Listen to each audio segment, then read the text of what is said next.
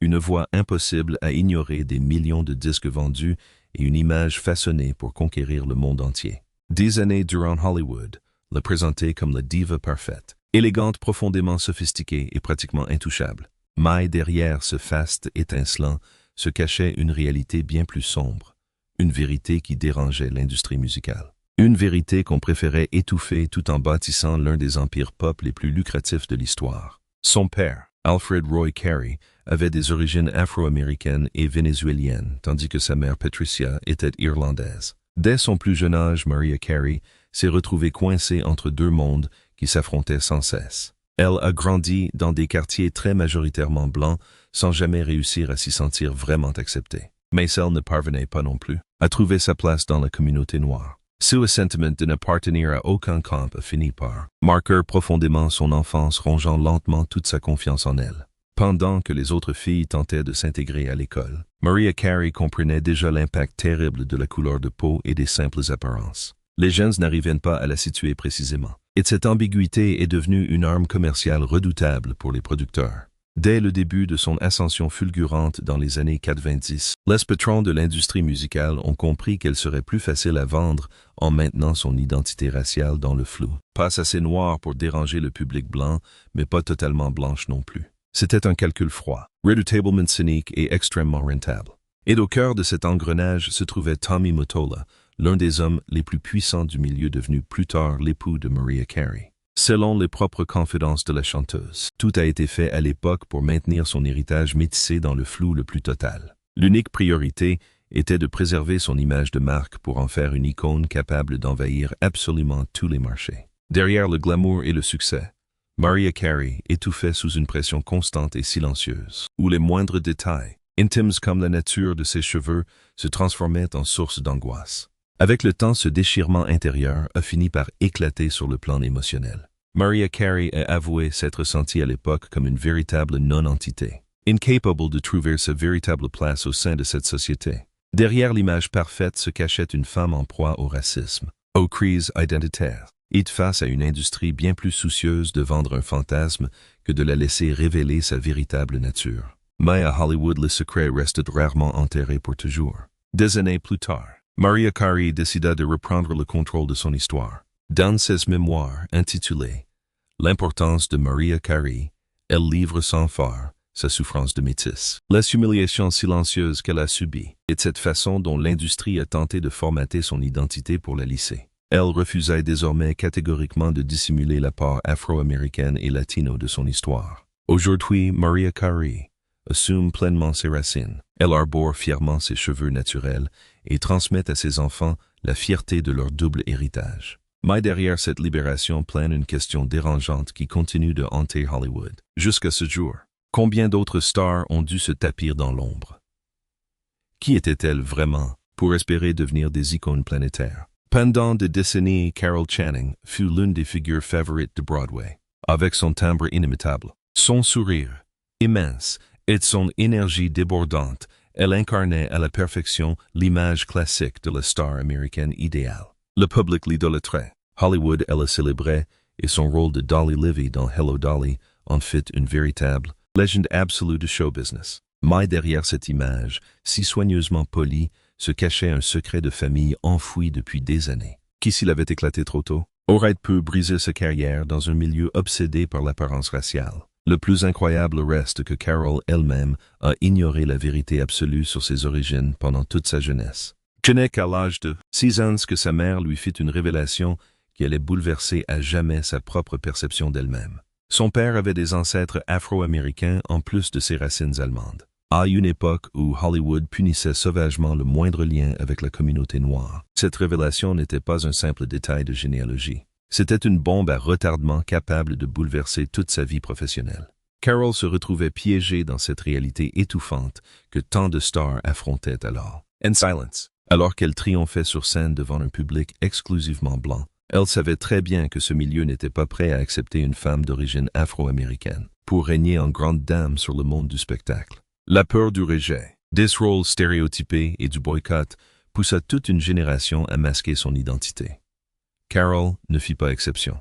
Le silence, alors qu'elle devenait l'un des visages les plus connus de Broadway et de la télévision, Le secret resta jalousement gardé loin des projecteurs de Broadway. Pourtant, sous le fard et les paillettes, Carol mesurait parfaitement la violence de la ségrégation hollywoodienne. Elle savait qu'à cette époque, une actrice noire se voyait systématiquement cantonnée à des rôles subalternes ou carrément exclue des projets majeurs. Le cinéma vendait du rêve, et ses fantasmes exigeaient de gommer toutes les différences jugées gênantes pour le grand public. Mais loin de toute honte, Carol finit par revendiquer sa vérité intime avec fierté. Dans son autobiographie intitulée Just Lucky, pour tout dire, il parlait ouvertement de ses origines métissées et plaisantait même en disant qu'il avait les meilleurs gènes du métier. Ce qui fut longtemps traité comme un « secret delicate » a fini par devenir une affirmation puissante sur l'identité, l'acceptation et la survie au sein de l'un des systèmes les plus cruels d'Amérique. L'histoire de Carol Channing révèle une facette bien sombre du vieil Hollywood que beaucoup préfèrent oublier. Une époque où même les plus grandes stars se sentaient obligées de cacher qui elles étaient vraiment pour garder leur place sous les projecteurs. Avant de regarder cette vidéo, saviez-vous que Carol Channing avait des origines afro-américaines? Écrivez un en commentaire si vous le saviez déjà ou 0 si vous venez de le découvrir aujourd'hui. Clark Gable n'était pas un simple acteur de cinéma. Pendant des décennies, on l'a connu comme le roi d'Hollywood, l'homme qui a défini l'image même du séducteur américain à l'âge d'or du cinéma. Son charisme à l'écran était si puissant que des millions de spectateurs furent totalement fascinés par des films comme « Autant en emporte le vent ». Mais derrière cette image si parfaite se cachait une rumeur que l'industrie n'a jamais voulu affronter publiquement. La possibilité que Clark Gable ait eu des ancêtres afro-américains et amérindiens. Dans les années 30 et 40, un tel soupçon pouvait briser instantanément des carrières entières. Les grands studios contrôlaient de manière obsessionnelle l'image publique de leurs vedettes, et tout lien racial jugé inapproprié était immédiatement étouffé et dissimulé. Pourtant, les rumeurs ont toujours couru sur les traits physiques de Gable et ses possibles origines métissées. Certains dans le milieu pensaient même que son apparence atypique avait compliqué ses tout premiers pas pour percer en tant qu'acteur. Mais le plus choquant ne résidait pas seulement dans ces rumeurs sur son sang, mais dans sa façon de réagir face au racisme à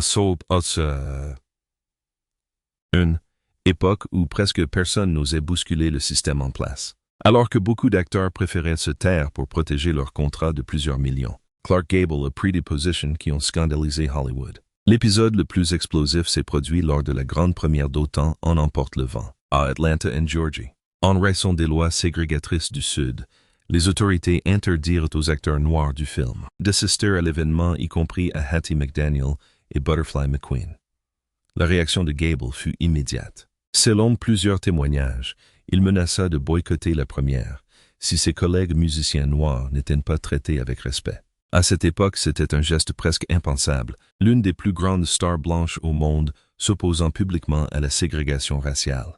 Même s'il a finalement assisté à la soirée, après que Hattie McDaniel lui ait personnellement demandé de ne pas aggraver les choses, le message était passé. Clark Gable n'était pas prêt à accepter certaines injustices en gardant le silence. Même sur les plateaux de tournage, il exigeait un traitement égal et défendait des espaces intégrés, alors qu'une grande partie d'Hollywood obéissait encore à des règles raciales extrêmement strictes. Au fil des ans, C.S. Gustis n'ont fait qu'alimenter les spéculations sur ses propres origines. Beaucoup commençaient à se demander pourquoi une figure si puissante semblait si mal à l'aise face au système racial dominant en Amérique. Certains pensaient que sa position découlait simplement de profonds principes moraux. Certains soupçonnaient de l'existence d'un lien beaucoup plus intime derrière sa rébellion. Des décennies après sa mort, le mystère reste entier. Hollywood a érigé Clark Gable en légende romantique, mais derrière son costume impeccable et ce sourire de star se cachait une question embarrassante à laquelle personne ne pouvait vraiment répondre. Quelle part de sa véritable histoire a été occultée pour préserver le mythe du roi d'Hollywood? J. Edgar Hoover a passé près de 50 ans à la tête du FBI, se bâtissant une image d'homme impitoyable, profondément patriote et défenseur absolu de la loi. Pour des millions d'Américains, il représentait une figure presque intouchable, l'homme le plus puissant de toute Washington. Mais alors qu'il traquait les militants et criminels politiques, une rumeur dérangeante s'est mise à circuler discrètement pendant des décennies. Et la possibilité que Hoover ait eu des origines afro-américaines, quelque chose qui n'a jamais été officiellement confirmé, mais que beaucoup jugeaient explosif en raison de sa lutte acharnée contre le mouvement des droits civiques. Ce soupçon est devenu encore plus troublant à cause des incohérences entourant ses origines familiales. Certains chercheurs ont noté que son acte de naissance fut enregistré tardivement, après la mort de sa mère, en 1938. Un détail qui a alimenté les théories et spéculations sur un héritage possiblement dissimulé avec soin. À une époque obsédée par la pureté raciale, la moindre rumeur pouvait détruire des réputations politiques et des carrières entières. Ce qui était vraiment troublant, c'était la contradiction entre ces rumeurs et les actions de Hoover. Alors que les soupçons sur ses origines grandissaient, il est devenu l'un des hommes les plus agressifs. Envers le leader noir de toute l'histoire américaine moderne, il a persécuté Marcus Garvey, traqué de façon obsessionnelle Martin Luther King Jr. recourant aux écoutes, aux menaces juridiques et aux campagnes d'intimidation pour briser les figures clés du mouvement des droits civiques. Sous son règne, le FBI est devenu surpuissant. Hoover autorisa l'espionnage secret, les raids illégaux et les opérations clandestines contre les politiciens, militants et célébrités. Beaucoup à Washington le redoutaient car il détenait des dossiers compromettants sur presque tout le monde. Au cours de 8 présidences consécutives, de Calvin Coolidge à Richard Nixon, aucun président n'a réussi à l'écarter du pouvoir. Défendant l'ordre en public, il agissait en coulisses. Hoover a bâti un réseau de surveillance si extrême que certains historiens le considèrent comme l'un des hommes les plus dangereux de la politique américaine moderne. Voilà pourquoi ces rumeurs sur ses origines choquaient. Pour certains de ses critiques, il y avait une question qu'il était impossible d'ignorer. Son obsession contre le mouvement noir était sa façon de cacher quelque chose sur lui-même. Des décennies après son décès, le mystère continue d'alimenter les livres, les recherches et les théories. J. Edgar Hoover laisse un héritage empreint de peur de contrôle et de controverse. Mais derrière cette figure autoritaire, cette figure qui a terrorisé la moitié des États-Unis, reste une ombre qui n'a jamais complètement disparu. Le soupçon que l'homme qui a passé sa vie à traquer et surveiller les leaders afro-américains fouillait en réalité sa propre histoire familiale. Vin Diesel a bâti une carrière phénoménale à Hollywood, incarnant des hommes forts, dangereux et pratiquement invincibles. Pour le public, il était tout simplement la star d'action ultime. Mais derrière cette façade se trouvait une histoire bien plus complexe marquée par des secrets de famille et une identité raciale qu'Hollywood n'a jamais suggérée. Vin Diesel n'a jamais connu son père biologique. Il a grandi à New York auprès de son beau-père afro-américain qui a profondément influencé sa vision du monde. Avec le temps, l'acteur a révélé qu'il possédait des origines très diverses, mêlant des racines amérindiennes, germano-américaines et irlandaises. Pourtant, cette apparence raciale ambiguë a fini par lui poser problème lorsqu'il a tenté de percer dans le cinéma. Dans les années 90, Hollywood cherchait constamment à cataloguer les acteurs par race, mais Vin Diesel n'entrait dans aucune case. Pour certains producteurs, il faisait trop typé, tandis que pour d'autres, il manquait de familiarité pour certains rôles. Cette confusion lui a fermé bien des portes, le laissant coincé dans un vide professionnel. Frustré par ses refus constants, Diesel a décidé de prendre en main son propre destin. En 95, il écrit, réalise et joue dans le court-métrage Multifacial, directement inspiré de son expérience d'acteur métis à Hollywood. L'œuvre dépeignait un homme rejeté sans cesse parce que personne ne parvenait à définir sa race. Soa Project a attiré l'attention de Steven Spielberg. Impressionné, il lui a offert un rôle dans Saving Private Ryan, changeant sa vie à jamais. Même devenu une immense star mondiale, Vin Diesel a continué de parler ouvertement de son identité. Dans ses interviews, il affirme être résolument une personne de couleur. Il a également tenu à préciser que l'homme afro-américain qui l'a élevé était celui qui lui avait vraiment appris qui il était. Alors que Hollywood tentait de le cataloguer, Vin Diesel a fait tout le contraire. Il s'est forgé une carrière en brisant les barrières raciales traditionnelles, devenant l'une des figures les plus inclassables de toute l'industrie du cinéma. Meghan Markle semblait pourtant mener une vie absolument parfaite. Actrice célèbre, élégante et intelligente, avant de rejoindre enfin la famille royale britannique. Mais derrière ce conte de fées moderne se cachait une réalité bien plus inconfortable. Une lutte silencieuse avec son identité raciale qui a éclaté au grand jour dès sa relation avec le prince Harry. Meghan est née d'une mère afro-américaine et d'un père blanc, grandissant ainsi comme une femme métisse aux États-Unis. Pourtant, durant une grande partie de sa jeunesse, elle confie que les gens ne la traitaient pas d'emblée comme une femme noire. Son physique ambigu la condamnait à osciller entre deux mondes sans jamais se sentir pleinement acceptée nulle part. 7. Confusion sur son identité l'a accompagnée depuis l'enfance, influençant profondément sa vision de sa place dans la société. Mais tout a changé lorsqu'elle a rejoint la famille royale. Soudain, les médias britanniques ont commencé à se focaliser de manière obsessionnelle sur elle, sur sa race et ses origines afro-américaines. Des titres polémiques, des propos racistes et des attaques constantes ont transformé sa vie en scandale international. Meghan a avoué plus tard qu'elle n'avait jamais ressenti une attention aussi intense sur sa couleur de peau avant d'arriver au Royaume-Uni. La pression était tout simplement brutale, alors que certains y voyaient un symbole de modernisation pour la monarchie britannique. D'autres semblaient être incapables d'accepter la présence d'une femme métisse au sein de l'une des institutions les plus traditionnelles du monde entier. Même sa propre mère l'avait averti des années auparavant du racisme auquel il pourrait un jour faire face. Le plus frappant était la manière dont Meghan décrivait leur impact émotionnel d'avoir grandi en étant métisse. Selon ses propres mots, se sentir grise, coincée entre le noir et le blanc, lui donnait l'impression constante de n'appartenir totalement à aucun monde. Cette expérience, expliquait-elle, créait une sorte de confusion permanente sur la façon dont les gens l'apercevaient. Avec le temps, Meghan a décidé de parler ouvertement de ses blessures et de la manière dont les médias ont transformé son identité en débat mondial. Son histoire a fini par révéler quelque chose de bien plus grand que la vie d'une célébrité. Les tensions raciales qui persistent derrière les institutions puissantes, même en ce 21e siècle. Dwayne Johnson semblait destiné à devenir une superstar. Avant de dominer Hollywood et le catch en tant que The Rock, il portait déjà en lui un héritage familial impressionnant. Son père Rocky Johnson était l'un des premiers catcheurs noirs à connaître une gloire internationale, tandis que sa mère était issue d'une célèbre dynastie de catcheurs samoans. Mais derrière cette image d'homme invincible se cachait un combat bien plus intime que peu de gens soupçonnaient. Dès l'enfance, Johnson a grandi en se sentant différent. Son apparence mêlait clairement ses origines afro-américaines et polynésiennes, qui provoquait constamment des remarques et de la confusion chez les gens. Il a lui-même avoué avoir été traité pendant des années de sang mêlé, une expression insultante pour désigner quelqu'un qui n'appartient totalement à aucune communauté. Si certains le trouvaient trop noir, d'autres estimaient qu'il n'était pas assez samoan. Ce ressentiment de ne pas être à sa place a fini par marquer profondément sa jeunesse. Ses débuts dans le Catch Listings n'ont pas été faciles non plus.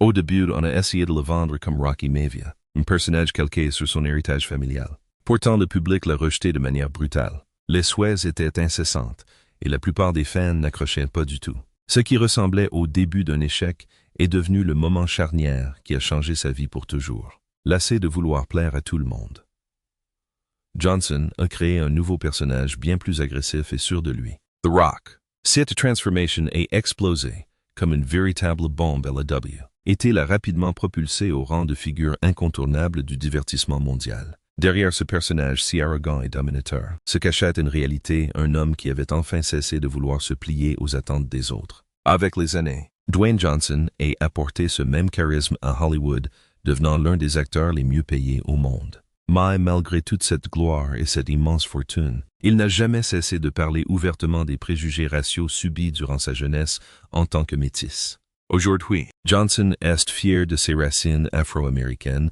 et samoanes, utilisant son histoire comme exemple de résilience et d'acceptation de soi. Est-ce que vous suivez toujours notre récit? Écrivez le chiffre 2 en commentaire pour prouver que vous êtes toujours là. Et n'oubliez pas de laisser un pouce bleu pour soutenir cette vidéo. Derek Jeter a été pendant des années le visage parfait du baseball américain. Élégant, discipliné, élégant, légende absolue des New York Yankees. Il incarnait à la perfection le rêve américain. Mais derrière les championnats, la gloire et cette image si impeccable se cachait une réalité bien plus inconfortable sur sa jeunesse en tant qu'enfant. Métis dans une société où le racisme était encore terriblement ancré. Derek Jeter y est né d'une mère blanche et d'un père afro-américain qui s'étaient rencontrés, alors qu'ils servaient tous les deux dans l'armée américaine en Allemagne. Leur union interraciale a été très mal accueillie à leur retour au pays, particulièrement à une époque où de nombreuses familles rejetaient encore ouvertement ce genre de mariage. Malgré cela, ses parents ont tout fait pour protéger Derek et lui inculquer la discipline, la force et la fierté de ses origines. Mais le monde extérieur s'est révélé bien plus cruel. En grandissant à Kalamazoo, dans le Michigan, Derek a très tôt remarqué les regards pesants et le traitement injuste envers sa famille. Il se souvenait lui-même que les gens ne pouvaient pas s'empêcher de le dévisager, uniquement à cause de son physique. Bien que ses parents aient tout fait pour l'épargner de la haine raciale, il lui était impossible d'échapper totalement à cette dure réalité. Les choses ont empiré lorsqu'il a commencé à briller sur les terrains de baseball. Fraîchement sélectionné lors de la draft professionnelle, Derek Jeter est rentré fièrement chez lui persuadé d'avoir enfin réalisé son rêve. Pourtant, Un soir, en sortant d'un restaurant avec un ami, un inconnu lui a lancé une insulte raciste. Le choc émotionnel a été d'une violence inouïe. Comme il le confiait plus tard, cet instant a été un retour brutal à la réalité, la preuve douloureuse que le succès n'effaçait pas le racisme. Malgré tout, Derek Jeter n'a jamais laissé ses épreuves briser sa concentration. Sa rigueur et sa force mentale l'ont propulsé parmi les joueurs les plus respectés de toute l'histoire des ligues majeures de baseball. Mais derrière cette image d'athlète idéal se cachait le parcours d'un jeune homme obligé d'apprendre très tôt que même les plus grandes stars restent exposées aux préjugés en raison de la couleur de leur peau. Rashida Jones. Rashida Jones a grandi, entourée de gloire de musique et de célébrités, mais sa vie en apparence parfaite cachait une identité complexe, que bien peu de gens comprenaient vraiment. Fille du légendaire producteur de musique Quincy Jones et de l'actrice Peggy Lipton, Rashida est née au croisement de deux mondes opposés, celui de la culture afro-américaine et celui des traditions juives européennes. Itzy, elle, est aujourd'hui reconnue comme l'une des actrices les plus brillantes et respectées de Hollywood. Elle a longtemps eu l'impression de ne pas trouver sa place nulle part. Alors que beaucoup ne voyaient en Rashida que l'élégante star de séries comme Parks and Recreation ou The Office, elle a passé toute son enfance à chercher sa véritable identité. Son père était l'une des figures noires les plus puissantes de l'industrie musicale, tandis que sa mère était juive ashkénaze. Dans les années 70, lorsque ses parents se sont mariés, les couples mixtes dérangeaient encore beaucoup de gens en Amérique. Rashida a été élevée dans la religion juive par sa mère. Elle suivait des cours d'hébreu. Elle célébrait des fêtes comme Pessah et Yom Kippour, tout en baignant dans la culture afro-américaine du côté de son père. Ce mélange culturel unique l'a marginalisée dès son plus jeune âge. Elle a d'ailleurs avoué plus tard s'être souvent sentie tiraillée entre deux identités distinctes, cherchant désespérément un endroit où elle se sentirait enfin pleinement acceptée. Mais loin de cacher cette complexité, Rashida a choisi de la revendiquer. Pendant ses études à Harvard, elle s'est investie dans l'association des étudiants noirs tout en étudiant la philosophie. Passionnée par les cultures et les religions, elle a cherché à creuser encore plus loin ses racines et son lien avec diverses communautés. Avec le temps, Rashida Jones s'est imposée comme une figure emblématique de l'identité multiculturelle à Hollywood. Mais derrière cette actrice si sûre d'elle, se cache le parcours d'une enfant cherchant simplement sa place dans un monde très rigide, qui force souvent les personnes métisses à choisir un seul côté de leur identité. Maya Rudolph. Maya Rudolph semblait programmée pour le spectacle avec son génie comique et son charisme naturel, doublé d'une présence scénique tout simplement irrésistible. Elle est devenue l'une des stars préférées du public à Hollywood. Mais sous ses airs joyeux et pleins d'assurance, se cache une trajectoire beaucoup plus intime, rythmée par la recherche d'identité et ce sentiment de différence présent depuis l'enfance. Maya est née dans une famille très ancrée dans l'univers de la musique. Sa mère était l'icône de la chanson afro-américaine Minnie Riperton, célèbre pour sa voix unique, et son père Richard Rudolph, un compositeur blanc d'origine européenne. Grandir entre ces deux cultures a donné à Maya une vision unique, même si cela a aussi créé de profondes insécurités durant des années. Pendant son enfance, Maya a confié qu'elle ne voyait presque jamais de célébrités qui lui ressemblaient. À une époque où Hollywood manquait terriblement de diversité raciale, trouver des modèles métis était un véritable défi. Elle se souvient même de sa fascination en découvrant enfin Lisa Bonet, parce qu'elle s'est dit tout de suite elle est métisse, elle aussi, tout comme moi. Ses besoin de se voir reflété chez quelqu'un d'autre révélait le manque de représentation que tant de métisses vivaient en silence. Même si elle affiche aujourd'hui une confiance absolument totale, Maya a dû faire face à la pression constante de ne jamais s'intégrer pleinement dans aucun groupe. Son apparence physique ainsi que son identité métisse faisait qu'elle était perçue de manière très différente selon l'environnement. Mais pourtant, au lieu de masquer cette complexité, elle a fini par en faire l'une de ses plus grandes forces. Au fil des années, Maya Rudolph a utilisé sa célébrité pour parler ouvertement de représentation et d'inclusion à Hollywood. L'un des moments les plus marquants de sa carrière fut son incarnation de Kamala Harris dans Saturday Night Live, un rôle marquant qu'elle décrit comme profondément important pour représenter une femme de couleur sur l'une des scènes les plus en vue de toute la télévision américaine. Derrière l'humoriste à succès et les éclats de rire qui captivent les foules, se cache le parcours intime d'une fille qui a grandi cherchant sa propre place dans un monde où les métis se sentaient rarement pleinement visibles. Tom Jones a passé plusieurs décennies en étant l'une des voix les plus identifiables de la planète. Grace a des tubes légendaires comme It's Not Unusual et une présence scénique absolument explosive. Le célèbre chanteur gallois a conquis l'industrie de la musique avec une voix si puissante et chaleureuse que beaucoup d'Américains le croyaient afro-américain. Être le plus fou dans tout ça, c'est que cette rumeur persistante n'a jamais totalement disparu. Dès les tout premiers pas de sa carrière, ceux qui écoutaient ses morceaux à la radio étaient stupéfaits de découvrir que Tom Jones était blanc. Son timbre de voix unique, son style et son physique ont alimenté des années de spéculation sur de secrètes origines africaines. Le chanteur a d'ailleurs admis lors de plusieurs interviews que de nombreuses personnes croient toujours qu'il se fait simplement passer pour un blanc. Cette affaire est devenue encore plus mystérieuse à cause d'histoires circulant au sein de sa propre famille. Dit après les confidences de Tom Jones juste après son accouchement, sa mère a vu apparaître des taches sombres sur sa peau, poussant les siens à s'interroger sur des possibles origines noires. Bien qu'il n'y ait jamais eu de confirmation officielle, cet épisode a largement nourri les doutes sur ses racines. Et tandis que son succès explosait, à l'étranger, la curiosité autour de son identité raciale ne cessait de grandir. À une époque où les barrières raciales de la musique étaient extrêmement strictes, Tom Jones semblait pourtant s'affranchir de toutes les règles. Son style vocal était profondément influencé par la musique soul afro-américaine, qui permettait à de nombreux fans noirs de s'identifier à lui avant même de l'avoir vu. Non, jamais. Hollywood a façonné leur carrière, dissimulé leurs véritables racines et vendu une toute autre image au monde entier. Pendant des années, des millions de fans n'ont jamais soupçonné que les plus grandes stars mondiales avaient des origines afro-américaines. Des icônes musicales aux légendes du cinéma, ces célébrités dissimulaient des secrets de famille, des identités raciales, des vérités capables de bouleverser à jamais votre regard sur elles. Préparez-vous car certaines de ces révélations sont particulièrement choquantes. Mariah Carey semblait pourtant avoir absolument tout pour elle.